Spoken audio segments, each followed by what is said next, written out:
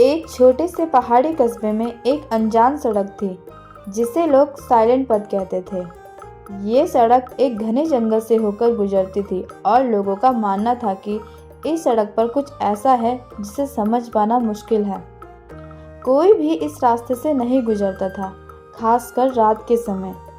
इस जगह के बारे में कहा जाता था कि अगर कोई यहाँ अकेला जाता है तो वो या तो कभी वापस नहीं आता या फिर अगर आता भी है तो उसकी याददाश्त चली जाती है।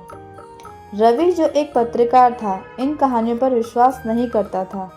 वह सच्चाई का पता लगाने के लिए इस सड़क पर जाने का फैसला करता है। एक दिन वह अपने दोस्त संजय के साथ रात के समय वहां गया। जैसे ही उन्होंने साइलेंट पथ में कदम रखा, हवा अचानक बहुत भारी और ठंडी हो गई।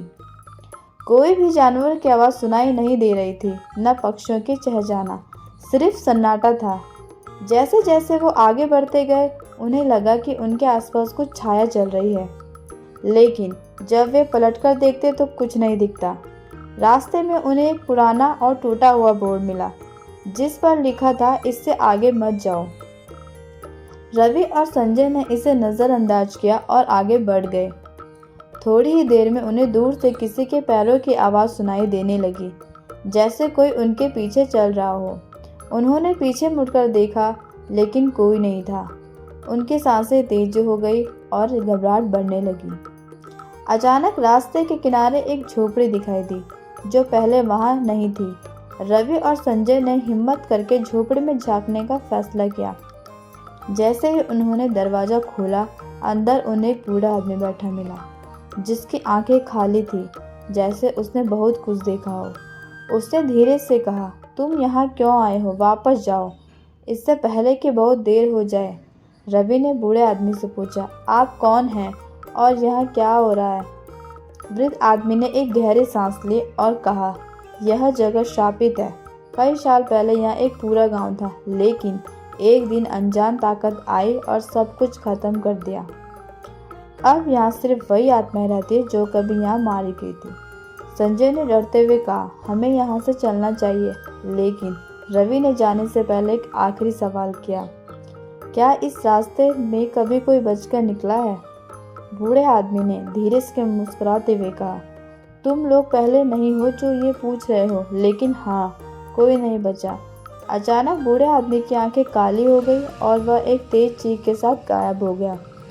रवि और संजय के पास भागने के अलावा कोई चारा नहीं था। वे तेजी से उस रास्ते से भागे, लेकिन जैसे ही वे गांव के करीब पहुंचे, उन्हें एहसास हुआ कि वे उसी जगह बार बार लौट रहे थे। रास्ता खत्म हो ही नहीं रहा था। रास्ते में उन्हें अजीब घटनाओं का सामना करना पड़ा। धुंधली परछाइयाँ, सन्नाटा और एक बूढ़ा आदमी जिसने उन्हें चेतावनी दी थी। लेकिन जब वे उस फंसाने वाले रास्ते से बचने की कोशिश कर रहे थे, तो महसूस हुआ कि हर बार वे वही लौट रहे थे जहां से चले थे। दोनों घबराए हुए थे, लेकिन रवि ने हार मानने से इनकार कर दिया। उसने अपने दादाजी से सुनी पुरानी कहानियों को याद किया, जो पहाड़ी में छिपे रहस्यमय शक्तियों के बारे में बताते थे। उसे याद आया कि उसकी दादी ने कहा था, हर रहस्य का हल उसके दिल में छिपा होता है। डर पर जीत पाना ही असली चाबी है। रवि ने अपने दोस्त संजय को शांत किया और दोनों ने मिलकर सोचने का फैसला किया। तभी अचानक रवि को ध्यान आया कि शायद यह जगह सिर्फ उन्हीं लोगों को फंसाती है जो डरते हैं। उसने संजय से कहा, हमें डर को दूर करना होगा। हम इस जगह के रहस्य से तभी बाहर निकल सकते हैं जब हम निडर होकर इसका सामना करेंगे। दोनों ने मन में ठान लिया कि वे अब किसी भी चीज़ से नहीं डरेंगे। वे वापस उसी झोपड़ी के पास गए जहां उन्हें वह बूढ़ा आदमी मिला था। इस बार झोपड़ी अंदर से खाली थी, लेकिन दीवार पर एक प्राचीन सा मंत्र लिखा था। रवि ने वह मंत्र पढ़ा और अचानक एक तेज रोशनी चारों ओर फैल गई। उनकी आंखें बंद हो गई और जब उन्होंने फिर से आंखें खोली तो वे साइलेंट पथ के आखिरी में थे। वे सही सलामत जंगल से बाहर निकल चुके थे और सुबह की धूप उनके चेहरे पर चमक रही थी। वे जान गए थे कि उस रात का असली रहस्य सिर्फ लोगों के डर को इस्तेमाल करता था, और जो भी उस डर को हराकर आगे बढ़ता है वह बचकर निकल सकता है। रवि और संजय ने गांव लौटकर इस कहानी को सबको सुनाया। अब लोग इस साइलेंट पथ से गुजरने से नहीं डरते थे। वे जानते थे कि असली भूत उनके अंदर का डर ही था, जिससे हिम्मत से हराया जा सकता है। इस अनुभव ने रवि और संजय को भी एक नई दृष्टि दी और वे अपनी जिंदगी में हर चुनौतियों का सामना निडर होकर करने लगे।